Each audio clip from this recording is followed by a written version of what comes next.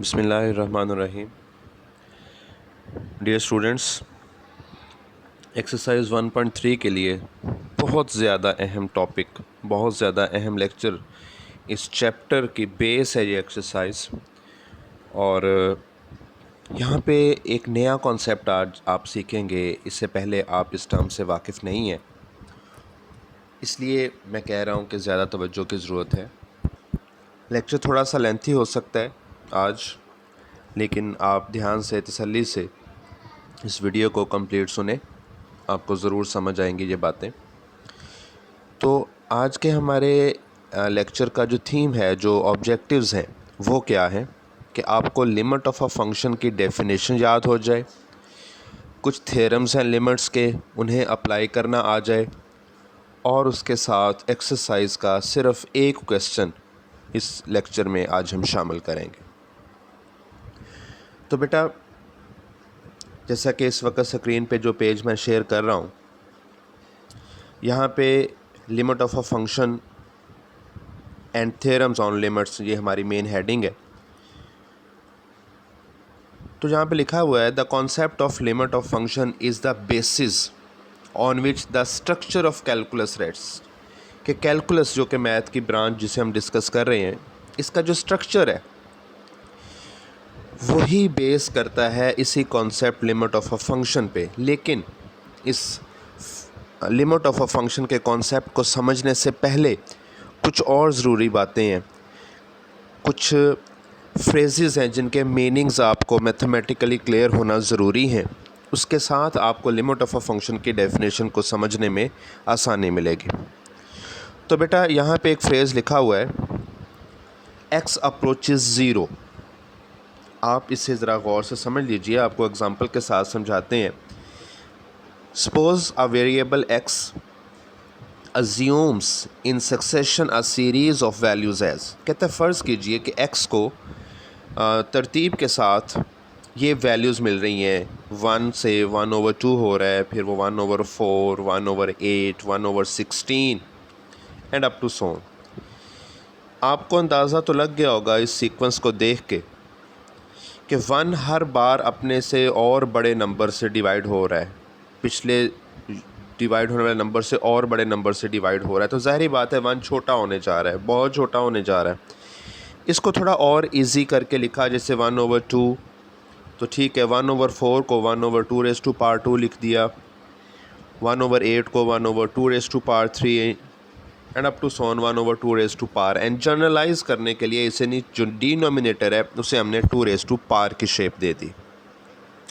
अब आगे जो स्टेटमेंट्स हैं ये बिल्कुल क्लियर हैं जी, इनसे आपको सारा मामला समझ में आ जाएगा। We notice that x is becoming smaller and smaller as n increases. कहते हैं जैसे n बढ़ेगा, अब n कहाँ पे था बेटा, 2 की पावर पे और डिनोमिनेटर पे, कि जैसे n बढ़ेगा वैसे x कम होगा। And can be made as small, और उतना छोटा बनाया जा सकता है x को, as we please by taking n sufficiently large, जितना हमें ज़रूरत हो हम x को उतना छोटा कर सकते हैं, लेकिन उसके लिए हमें n को बहुत ज़्यादा बड़ा रखना होगा।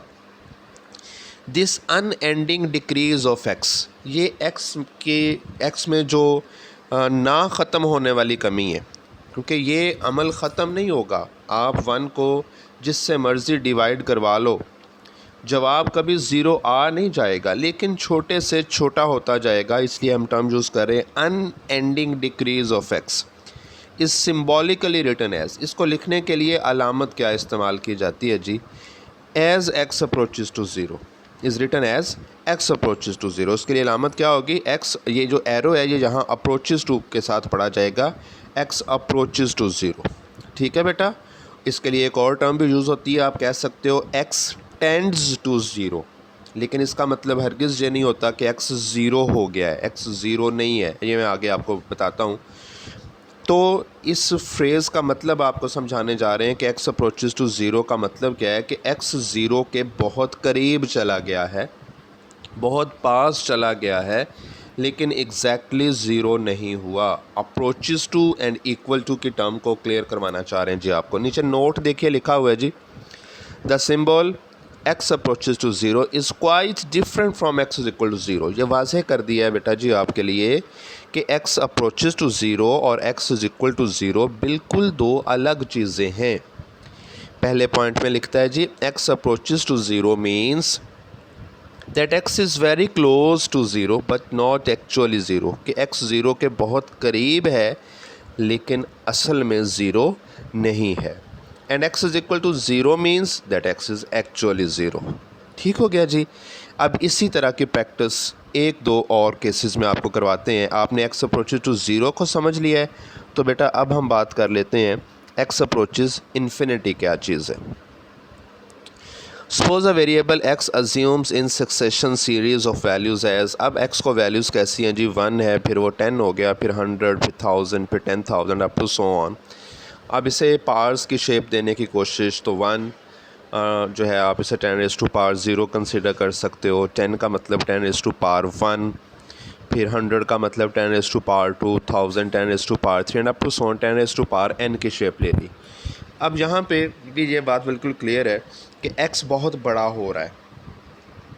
It is clear that x is becoming larger and larger and as n increases, जैसे अब n बढ़ेगा x भी बढ़ेगा। पिछले केस में बेटा जैसे n बढ़ रहा था x कम हो रहा था, डिक्रीज़ हो रहा था, लेकिन यहाँ पे जैसे जैसे x बढ़ रहा है n जैसे जैसे n बढ़ रहा है x की वैल्यू भी बड़ी से बड़ी मिल रही है।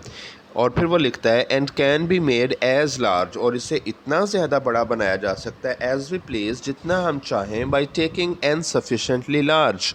हमें उसके लिए n को काफ़ी ज़्यादा बड़ा रखना होगा जिससे x भी बहुत ज़्यादा बड़ा हो जाएगा। दिस अनएंडिंग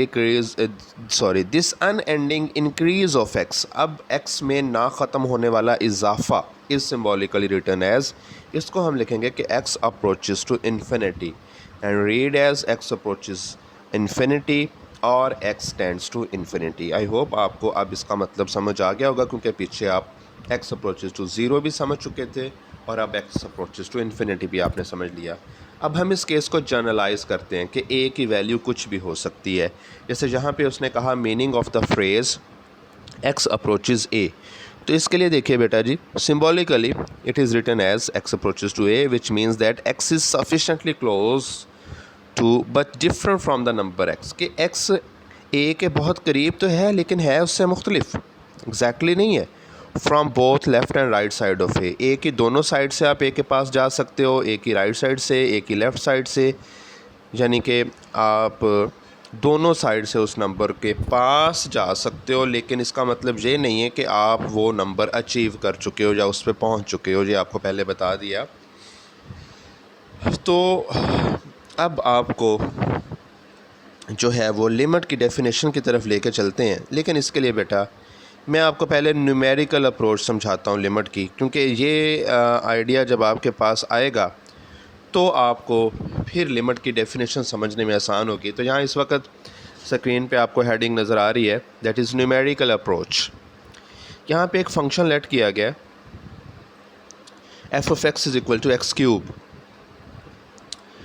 और कहता है जी डोमेन जो है इसकी वो सेट ऑफ रियल नंबर्स है, मतलब आप जो चाहे इसमें दर्ज कर सकते हैं।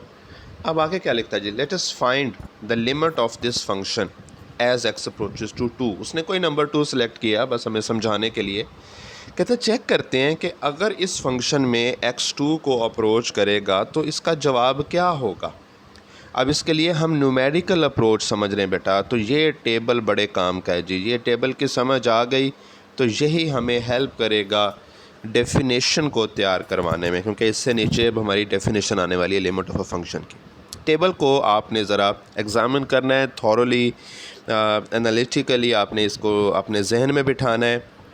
The table of values of f of x for different values of x as x approaches to 2 from left and right is as follows. तो देखिए ज़रा टेबल में बिल्कुल लेफ़्ट हैंड पे आ जाइए टेबल के, जहाँ एक्स वाली एक रो है और नीचे एक रो है जिसमें उसके जवाबात हैं, और ये है एफ ऑफ एक्स वाली रो। ठीक है, यहाँ से मैं इसे थोड़ा सा हाईलाइट करने के लिए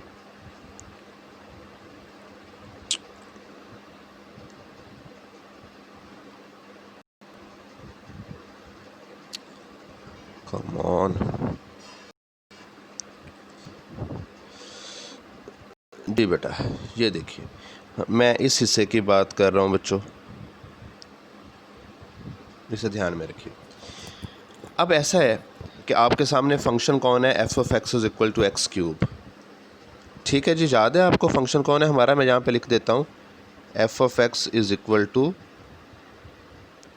एक्स क्यूब। तो आपके पास कैलकुलेटर होगा बेटा, आप इसमें मुख्तलिफ वैल्यूज़ क्योंकि आपने दर्ज करनी है, 1 दर्ज करना सिंपल है। एक्स की जगह पे 1 लिखा, 1 पे पार्ट 3 का जवाब 1 आ गया। फिर आप 1.5 दर्ज कर रहे हो, आपका जवाब 3.375 आ रहा है। 1.8 दर्ज करने पे 5.832, 1.9 दर्ज करने पे 6.859, 1.99 दर्ज करने पे 7.8806, 1.999 दर्ज करने पे 7.988। हम जानबूझ के स्लो प्रोसेस में वैल्यू बढ़ा रहे हैं। 1.9999 दर्ज करने पे 7.9988 आ रहा है जवाब हमारा। तो ये हमने लेफ़्ट साइड से अप्रोच करने की कोशिश की 2 को। हम 2 के करीब जा रहे थे, वो जो वैल्यू हम दर्ज कर रहे थे वो 1 से बढ़ाना शुरू की और आहिस्ता आहिस्ता हम 2 के बहुत करीब लेके गए और ऑब्ज़र्व ये किया कि जवाब कहाँ से कहाँ तक जा रहे हैं। एक और प्रैक्टिस करते हैं बेटा जी, और इस प्रैक्टिस में हम अब राइट साइड से आएंगे। किसी भी नंबर की राइट साइड पे उससे बड़ी वैल्यूज़ होती हैं। तो हमने अब 3 दर्ज किया, 3 का क्यूब 27 हो गया। 2.5 दर्ज किया 15 पॉइंट समथिंग, 2.2 दर्ज किया 10 पॉइंट समथिंग, 2.1 पे 9 पॉइंट समथिंग, 2.01 पे 8 पॉइंट समथिंग, 2.001 पे 8.012, 2.0001 पे 8.0012। ठीक है जी, ये बातें आपको समझ आई बेटा जी। अब ज़रा गौर कीजिए, इस अमल के दौरान एक बात को आप ज़रा फोकस कीजिए, वो ये है कि हम 2 की लेफ़्ट साइड से और 2 की राइट साइड से, यानी कि 1 से एक बार चलते हुए 2 के पास आए और फिर 3 से चलते हुए उसके पास आए। दोनों केसेस में जो हमारा जवाब है वो ज़रा गौर कीजिए क्या बनने जा रहा था। यहाँ ये इसकी हदबंदी है। हमारा जवाब क्या बनने जा रहा था? 1 से बढ़ना शुरू हुआ, 7.9988 तक गए, इसका मतलब हमारा जवाब 8 बनने ही वाला है, 8 मिलने ही वाला था हमें। इस तरह से यहाँ से 27 से वैल्यू कम होना शुरू हुई और 8.0012 के पास है, मतलब फिर हम कह सकते हैं कि हमारा जवाब बिल्कुल 8 बनने ही वाला है। तो इन दोनों केसेस में ज़रा गौर कीजिए। अब मैं ये हाइलाइट्स जो है ये मिटा देता हूँ, तो आप ज़रा देखिए बेटा जी, इस टेबल को फिर से स्टडी कीजिए। नीचे वाली लाइंस आपको आपका जो सारा काम करने का मकसद है वो क्लियर करवाएंगी। The table shows that as x gets closer and closer to 2, कि जब x 2 के करीब से करीब गया, सफिशेंटली क्लोज टू 2, बहुत करीब गया, फ्रॉम बोथ साइड्स, दोनों साइड से, f of x gets closer and closer to 8। तो हमारा फंक्शन एफ ऑफ एक्स क्या है? उसका इमेज है f of x is equal to x cube, जो है वो gets closer and closer to 8, वो 8 के करीब से करीब हो गया। इसलिए हम कहेंगे we say that 8 is the limit of f of x when x approaches to 2। अब ये फ़िक्रा बड़े काम का। अब हम कहेंगे कि 8 कौन है? इस फंक्शन की लिमिट है जब x 2 को अप्रोच करता है, एंड इज़ रिटन एज, और बेटा जो उसे लिखना भी सीख लीजिए, f of x approaches to 8। देखिए जवाब 8 आया नहीं, दर्ज 2 हुआ नहीं, लेकिन बात किस पे हो रही है? 8 पे और 2 पे। किस टर्म के साथ? अप्रोचेज टू के साथ। तो अप्रोचेज टू के लिए ये एरो इस्तेमाल कर रहे हैं हम, f of x approaches to 8 as x approaches to 2। और दूसरा तरीका लिखने का, बल्कि इसको ज़्यादा फोकस कीजिएगा, limit of the function as x approaches to 2। जिस नंबर को अप्रोच करना हो वो लिमिट के लफ्ज़ के नीचे लिखा जाता है। LIM लिख लें शॉर्टली, एल कैपिटल लिख सकते हैं, स्मॉल लिख सकते हैं, डजेंट मैटर। लिमिट का लफ्ज़ पूरा लिख सकते हैं, लेकिन शॉर्टली LIM ही लिखिए सिर्फ, और उसके नीचे लिखिए, उसके सबस्क्रिप्ट वाली जगह पे या बिल्कुल उसके बॉटम पे उसी के एक्स अप्रोचेज टू 2 और इक्वल्स टू के दूसरी साइड पे। अब ये लिखने का तरीका है, जवाब 8 आया नहीं था, लेकिन अप्रोचेज टू को लिखने का दूसरा तरीका क्या है कि जब आप लिमिट का लफ्ज़ साथ लिख लेंगे, ज़रा इस बात पे गौर कीजिए बेटा। पहले आपने कहा, ये देख लीजिए, यहाँ देखिए हमने कहा यहाँ कोई इक्वल का साइन यूज़ नहीं हुआ क्योंकि f of x approaches to 8 as x approaches to. लेकिन अब जब लिमिट के साथ हम इसे लिख रहे हैं, इस पर ज़रा ज़्यादा ध्यान कीजिए जी, तो जो जवाब आया फंक्शन का वो इक्वल्स टू के दूसरी साइड पे लिखा जाएगा और जिस नंबर को आपने अप्रोच किया वो लिमिट के नीचे लिखा जाएगा। ठीक है जी, समझ आ गई है। इस टेबल को दिखाने का और ये न्यूमेरिकल आइडिया देने का मकसद ये था कि आप इसको सिंबॉलिकली लिखना भी सीख जाएं और कॉन्सेप्ट ज़हन में आ जाए। अब एक्स क्यूब की जगह पे कोई भी फंक्शन हो सकता है, जिसको हमने 2 को अप्रोच किया वो 2 की बजाय कोई नंबर हो सकता है। जवाब 8 की बजाय फंक्शन टू फंक्शन डिफरेंट आएगा। तो ओवरऑल सीन ये होगा। अच्छा, इसमें मैं आपको एक और बात, जो काम की बात है बेटा, जो नेक्स्ट कैलकुलेशन से रिलेट करेगी कि ये टेबल हम हर बार नहीं बना पाएंगे। हमारे सामने यही शक्ल आएगी, लिमिट ऑफ एक्स क्यूब की जगह कुछ भी हो सकता है और नीचे एक्स अप्रोचेज टू 2 की जगह पे कुछ भी हो सकता है। हमें इसका जवाब लिखना सीखना है। तो जवाब तो कुछ ऐसे लग रहा है कि जैसे इसमें अगर हम x की जगह पे 2 दर्ज कर देंगे और 2 पे पावर 3 8 आ जाएगी। कैलकुलेशंस इसी तरीके से करते हैं, लेकिन जहन में बैक एंड पे ये कॉन्सेप्ट रख के कि जो हुआ इस टेबल में वही सारा कुछ हर फंक्शन के लिए होगा। जैसे मैं यहाँ पे कुछ लिखूँ, मैं यहाँ पे कोई और फंक्शन लिखता हूँ, मैं फ़र्ज़ कीजिए लिखता हूँ f of x is equal to, बल्कि मैं लिमिट के साथ लिखता हूँ, मैं लिखता हूँ जी limit of 2x as x approaches to 1।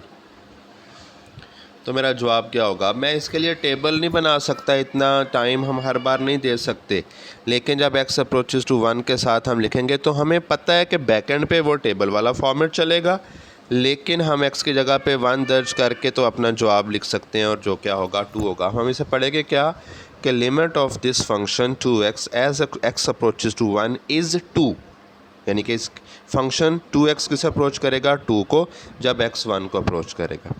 ठीक है बेटा, ये बात समझ आ गई आपको? अब आगे बढ़ते हैं लिमिट ऑफ अ फंक्शन की डेफिनेशन की तरफ। बहुत अहम डेफिनेशन है। Let a function f of x be defined on an open interval near a need not to be a. ये डेफिनेशन, ये वाली लाइन आपको थोड़ा सा आगे चल के इसके बारे में समझाऊंगा कि ये ए के बारे में कहा के जा रहा है कि, अच्छा ये थोड़ा सा बोल ही दूँ इसके बारे में बेटा। ज़रूरी नहीं है कि आपका फंक्शन उस वैल्यू पे डिफाइंड हो जिस पे आप उसकी लिमिट चेक करने जा रहे हो। यही उसने कहा है, let a function be defined. उसने लेट यही किया है कि फंक्शन डिफाइंड है पूरे इंटरवल पे, नियर द नंबर ए, उसके करीब किसी ए के, मीन ए के नेबरहुड्स, उसके सराउंडिंग्स में पाए जाने नंबर पे। ज़रूरी नहीं कि वो ए पे भी डिफ़ाइन हो, लेकिन ए के सराउंडिंग्स पे डिफ़ाइन हो, ए के दाएं बाएं वाले नंबर्स पे डिफ़ाइन हो। अब यहाँ से आपने डेफिनेशन शुरू करनी है।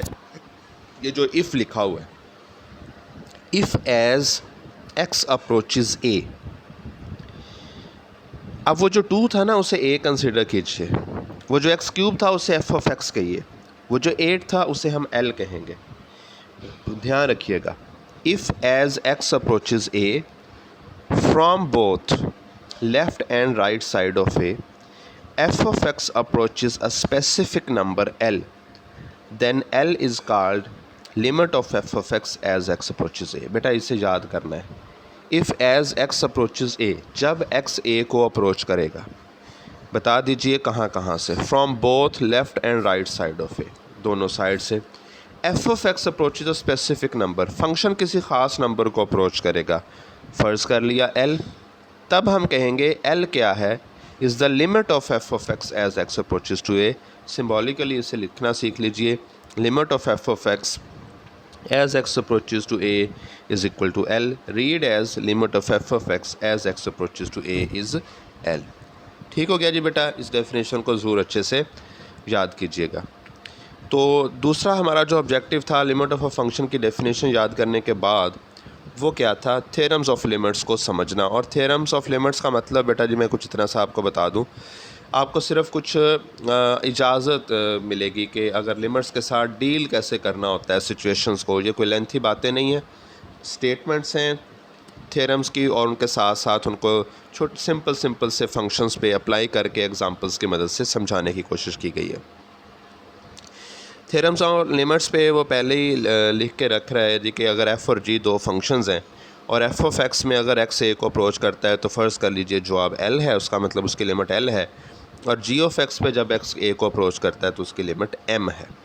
देन अब ये ओवरऑल नेक्स्ट सारे थ्योरम्स के लिए हम limit of f of x x approaches to a की जगह पे एल लिख सकेंगे, और limit of g of x as x approaches to a की जगह पे एम लिख सकेंगे। ठीक हो गया जी। थ्योरम नंबर 1 क्या कहता है? The limit of the sum of two functions is equal to the sum of their limits. बड़ी आसान बात कि दो फंक्शन जमा हो रहे हैं और हमें लगानी है लिमिट, तो इसके लिए तरीकाकार ये होगा कि हम उन दोनों पे लहदा लिमिट लगा के फिर उनको जमा कर लेंगे। इस हिस्से पे नीचे जो मैथमेटिकल शेप है इसको ज़रा देखिए, इसमें यही आइडिया मिल रहा है कि एफ़ ऑफ एक्स और जी ऑफ एक्स के सम की लिमिट बराबर है एफ़ ऑफ एक्स की limit plus g of x की limit, which is equal to L plus M. उनका जवाब लिखा जा रहा है। बात मुश्किल नहीं है, समझाना मकसद क्या था यहाँ पे कि आपके पास ऐसी सिचुएशन आती है कि दो फंक्शंस के दरमियान प्लस का साइन है, आपने उस पर लिमिट अप्लाई करनी है, तो आप उसके लिए क्या करें, आप उन दोनों के साथ लिमिट अलग-अलग लिख दें। जैसे यहाँ पे उसने लिखा, नीचे एग्जांपल को समझिए, लिमिट एक्स अप्रोचेज टू 1 लगा के दिखाई है किस पे, एक्स प्लस 5 पे। अब दो के दरमियान प्लस था ना, तो हमारा ये थ्योरम हमें ये अलाउ करता है कि हम एक्स के साथ लिमिट अलहदा लिख देंगे और 5 के साथ लिमिट का लफ्ज़ अलहदा लिख देंगे। अब जब लिमिट हमने अप्लाई करनी है तो कॉन्सेप्ट वो जो पहले मैंने आपको दिया है कि बैकएंड पे वही टेबल जैसा कुछ आइडिया होगा कि हम जी 1 को अप्रोच करेंगे from both sides of 1 and the function will approaches to a specific number. तो यहाँ क्या करना है, कैलकुलेशन में क्या करना है, एक्स की जगह पे वो नंबर दर्ज कर दीजिए। तो एक्स की जगह पे 1 दर्ज करेंगे, 1 आ जाएगा। दूसरे हिस्से में एक्स नज़र नहीं आ रहा, लिमिट अप्लाई उस पर असर नहीं करेगी, 5 एज इट इज़ रहेगा, और जो हमें जवाब मिल गया। आई होप आपको आसान लग रहा होगा। मज़ीद आपको इसे कुछ और थ्योरम्स के साथ क्लियर करते हैं जी। थ्योरम नंबर 2 पे आइए जी। प्लस की जगह पे माइनस का साइन आ जाएगा। The limit of the difference of two functions is equal to the difference of their limits, and it's very clear from examples, आप इसे चेक कीजिएगा। Theorem number 3, if k is any real number, k कोई real number है, कोई constant है, हम यहाँ पे ये साबित करेंगे या ये इजाज़त लेंगे उससे कि के इंटू एफ ऑफ एक्स, यानी कि आपके फंक्शन के साथ कोई स्केलर नंबर मल्टीप्लाई होता हुआ आ गया जी, और आपने उस पर लिमिट लगानी है। तो रूल्स ये आपको अलाउ करते हैं कि आप कांस्टेंट को बाहर ले जाइए, उसका इस लिमिट के साथ कोई ताल्लुक़ नहीं, और आप अपने रूटीन वर्क पे चलते हुए लिमिट जो है वो फंक्शन पे अप्लाई कर दें। तो हम कह सकते हैं limit of k f of x is equal to k into limit of f of x. और ये एग्जांपल से देखिए समझाया, 3x है, 3 कांस्टेंट है, 3 को बाहर ले जाइए, लिमिट x के साथ लिखिए और रूटीन पे अप्लाई कीजिए, आपका जवाब आ रहा है। Number 4, the limit of the product of the functions is equal to product of their limits. कुछ फंक्शंस मल्टीप्लाई हो रहे हों और आपने उन पर लिमिट लगानी है, तो बहुत आसान सी इजाज़त आपको दी जा रही है, और वो ये कि आप उन दोनों पे अलग-अलग लिमिट लगा के बाद में जो उनके जवाब आ गए हैं उनको मल्टीप्लाई कर लीजिएगा। यही यहाँ पे एग्जांपल से भी समझाने की कोशिश की जा रही है कि 2x इंटू एक्स प्लस 4 ये सिचुएशन है, लिमिट लगानी है, तो 2x के साथ अलहदा लगा लें, x प्लस 4 के साथ अलहदा लगा लें, और जो उनके जवाब आएंगे उनको आप मल्टीप्लाई कर दें। ठीक हो गया बेटा। थ्योरम नंबर 5 को देखिए ज़रा। The limit of the quotient of the functions is equal to the quotient of their limits. इसका मतलब ये है कि दो फंक्शन जब डिवाइड हो रहे होंगे और आपने उन पे लिमिट लगानी है, तो आप ऐसा करें कि दोनों के साथ अलग-अलग लिमिट लगा लें और उनको फिर डिवाइड कर दें, जो उनके जवाब आएंगे उनको डिवाइड कर दें। इसमें एक बात का ख्याल रखने की जो ज़रूरत होती है वो ये होती है कि जो डिनोमिनेटर है उस पर लिमिट अप्लाई करने से फंक्शन जो है वो डिफ़ाइंड रहना चाहिए। ये बात का ख्याल रखिएगा, फंक्शन अनडिफाइंड ना हो जाए, मीन डिनोमिनेटर ज़ीरो नहीं होना चाहिए, क्योंकि उससे आपको पता है इन्फिनिटी आ जाती है। तो यही यहाँ पे एग्जांपल में देखिए जी, प्रैक्टिस इसी बात की करवाई गई है। 3x plus 4 over x plus 3 है, इस पर लिमिट लगाइए।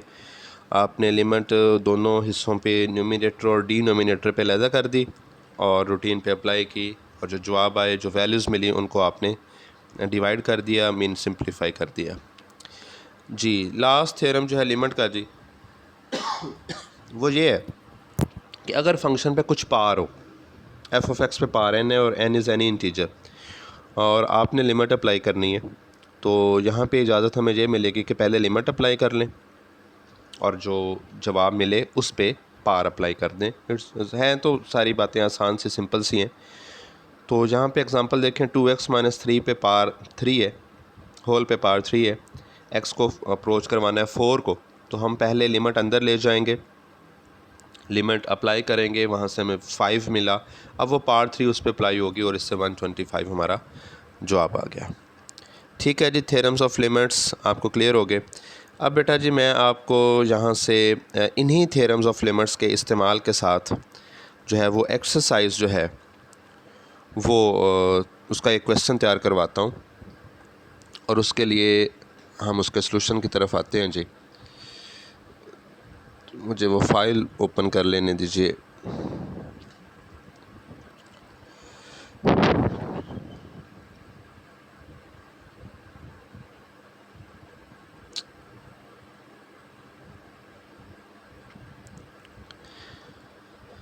जी ये है जी आपकी एक्सरसाइज, और पहले क्वेश्चन की जो रकम है इस पे ज़रा ख़ास तवज्जो कीजिए। Evaluate each limit using theorems of limits. कहता है कि हर लिमिट को इवेल्यूएट करें, लेकिन कैसे इवेल्यूएट करना है? जो थ्योरम्स आपको पढ़ाए गए हैं उनको इस्तेमाल करते हुए। तो ये बहुत सेंसिटिव है, कुछ बच्चे इसको जो है वो लाइट लेते हैं कि कोई वो कहते हैं जी हम डायरेक्ट कर सकते हैं तो कर लेते हैं। नहीं बेटा, यहाँ इस सवाल में, आगे वाले क्वेश्चंस में मैं भी डायरेक्ट ही लिमिट अप्लाई करूँगा, लेकिन यहाँ पे क्योंकि कह दिया गया यूजिंग थ्योरम्स ऑफ लिमिट्स, सो हर छोटा स्टेप भी हमें हाईलाइट करना ज़रूरी होगा। पहला पार्ट देखिए, limit of 2x+4 as x approaches to 3।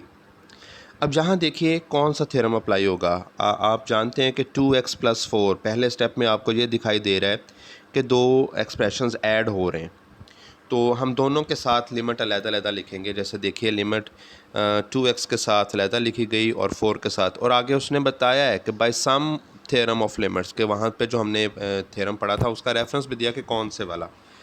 अब फिर जब लिमिट अप्लाई करने की बारी आई तो ये जो हिस्सा है मैं इसे हाईलाइट करूं, इस हिस्से की जी यहाँ पे वेट कीजिएगा ज़रा, यहाँ पे देखिए बेटा, यहाँ फिर से एक थ्योरम अप्लाई हो रहा है, और वो क्या है कि फ़ंक्शन के साथ एक स्केलर नंबर मल्टीप्लाई हो रहा है। वो जैसे आपने के एफ ऑफ एक्स की शक्ल में पढ़ा था, वहाँ सी लिखा हुआ है, कोई ऐसा मसला नहीं है। तो हमने क्या किया जी, 2 को बाहर निकाला और लिमिट x के साथ लिखी, और ये जो हिस्सा है इस पे हमने लिमिट अप्लाई कर दी। इसको मैं लेके आ रहा हूँ यहाँ पे, ये इसकी अगली शक्ल है। लिमिट अप्लाई कर दी, वहाँ x था ही नहीं, तो एक लिमिट अप्लाई होने से फ़र्क नहीं पड़ा कोई। अब उसके साथ हमने लिमिट नहीं लिखा अभी, ठीक है।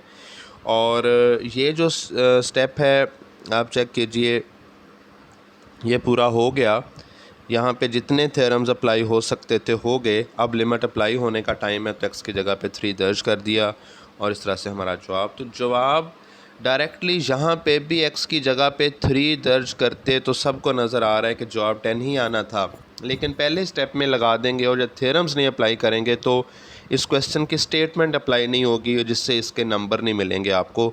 इसलिए मैं आपको कह रहा हूँ कि जब आपको कह दिया जाए एवेल्यूएट, मतलब खोलिए, लिमिट अप्लाई कीजिए by using theorems of limits, theorems का इस्तेमाल करते हुए, तो फिर आप इनका इस्तेमाल ज़रूर कीजिएगा। ठीक है जी, इसके दूसरे पार्ट पे देख लें, थोड़ा सा प्रैक्टिस यहाँ पे कर लें। 3x² - 2x+4 पे लिमिट अप्लाई करनी है, तो देखिए उसने 3x² पे लैदा की, 2x पे लैदा, 4 पे लैदा, फिर उसने आगे लिखा using sum and difference theorems of limits. ये लिखा करें जो सा थ्योरम अप्लाई हुआ है। उसके बाद नीचे वाले हिस्से के लिए 3 मल्टीप्लाई हो रहा था x² से, उसे बाहर निकाला। 2 मल्टीप्लाई हो रहा था x से, उसे बाहर निकाला, और जहाँ पे उसने वो कांस्टेंट वाला थ्योरम लिख दिया कि limit of c f of x x approaches to a is equal to c limit of f of x x approaches to a. और यहाँ पे वो एक और बात जो लिख रहा है, मैं इसकी ज़रा वजाहत कर दूँ, परेशान मत हो जाइएगा। कांस्टेंट पे लिमिट असल क्यों नहीं करती, आपने यहाँ भी देखा। जब वहाँ x है ही नहीं है, या अगर है भी तो अपनी पावर 0 के साथ है, तो उसके अप्लाई करने से जवाब वही नंबर आ जाता है। इसलिए फिर हम उसकी तफसील में नहीं जाते। असल में ये प्रोडक्ट थ्योरम जो है उसी की ही एक शक्ल है कि जब दो एक्सप्रेशंस मल्टीप्लाई हो रहे हो तो दोनों के साथ लिमिट अलहदा कर दो। तो हम कांस्टेंट को भी अगर उसी कैटेगरी में कंसिडर करें तो लिमिट इस पर भी अप्लाई हुई लेकिन असर नहीं हुआ, और हमने उससे अब नतीजा ये निकाल लिया कि हम उसे साइड पे बाहर निकाल दिया करेंगे। ठीक है बच्चों, आपको उम्मीद है समझ आ रही होगी बात की। बहुत आसान काम है, आप इंजॉय करेंगे, इसमें मुश्किल कोई नहीं है। तो यही सिलसिला यहाँ थर्ड पार्ट के लिए अंडर रूट है। तो आप इससे पहले पार 1/2 लिख लें। अब पार वाला रूल लगाइए कि आपने जिस फंक्शन पे लिमिट अप्लाई करनी है उसके होल पे पार है, तो आप लिमिट अंदर ले जाइए और पार होल पे रहने दीजिए, और अंदर अपनी रूटीन में सिंप्लीफिकेशंस करते हुए सारे थ्योरम्स का इस्तेमाल कीजिए। तो जी ज़रा आप देख लें सारे क्वेश्चंस बेटा जी, जहाँ पे हल हैं मैं आपको थोड़ा थोड़ा डिस्प्ले दे रहा हूँ। यहाँ पे क्वेश्चन फोर्थ पार्ट पे स्टार्ट पे दो फंक्शंस मल्टीप्लाई हो रहे हैं, x है और √(x²-4) है। तो इसी तरह से दोनों के साथ लिमिट अलहदा करें। फिर आगे वाले हिस्से में पार को ध्यान से इस्तेमाल कीजिए। तो आप यहाँ से इनका सलूशन भी चेक कर सकते हैं। फिफ्थ पार्ट देख लीजिए, सॉल्व हुआ है। वीडियो को पॉज करने पे आपको इसका सलूशन मिल जाएगा जी वाज़ेह तौर पर। पहले ख़ुद से हल कीजिए, कहीं प्रॉब्लम हो तो यहाँ से टैली कर लीजिएगा। और ये छठा पार्ट भी यहाँ पे सॉल्व है। तो यही इतना हिस्सा ही मैं आज रखना चाहूँगा आपके लिए बच्चों, कि आपको लिमिट ऑफ अ फंक्शन की डेफिनेशन मैंने समझाने की कोशिश की। उसके बाद मैंने आपको उससे पहले बल्कि मैंने आपको कुछ फ्रेजेस का मीनिंग सिखाया। एक्स अप्रोचेस टू ए का क्या मतलब है, एक्स अप्रोचेस टू इन्फिनिटी का क्या मतलब है, और एक्स अप्रोचेस टू ज़ीरो का क्या मतलब है। फिर हमने लिमिट ऑफ अ फंक्शन की डेफिनेशन से आने से पहले एक न्यूमेरिकल अप्रोच का आइडिया सीखा, जिसमें एक टेबल की मदद से हमने नंबर को 2 को अप्रोच करवा के लिमिट का कॉन्सेप्ट जहन में बिठाया, और उस कॉन्सेप्ट के साथ हमने डेफिनेशन को तैयार किया। ठीक है, और कुछ थ्योरम्स जिसमें हमें बस कुछ इजाज़त मिल गई कि हम इस लिमिट की टर्म को यूँ डील किया करेंगे, और फिर उनका हल्का सा इस्तेमाल। तो इन सब चीज़ों को प्रैक्टिस कीजिए। आपके पास कल क्योंकि संडे है तो आप इसकी अच्छी से प्रैक्टिस करके इस पे खूब सारा टाइम गुजारें, और फिर मंडे के क्लास के सेशन में आपको इंशाल्लाह मज़ीद इसके बारे में कुछ पॉइंट्स बताएंगे। बहुत शुक्रिया जी, अल्लाह हाफ़िज़।